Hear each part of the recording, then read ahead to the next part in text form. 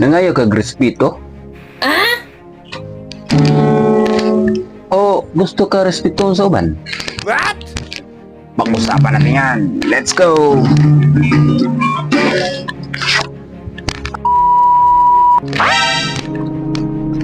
Gusto kag respeto sa uban? Ayaw pag pretend. Pretend. Tumindog sa imong prinsipyo.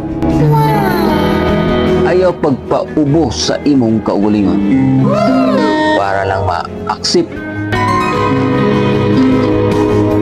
Respeto. Dili gipangayo. Ginapakita. Kung kabalo ka sa mo respeto sa imong kaugalingon. Automatic respetuhon pud ka sa uban.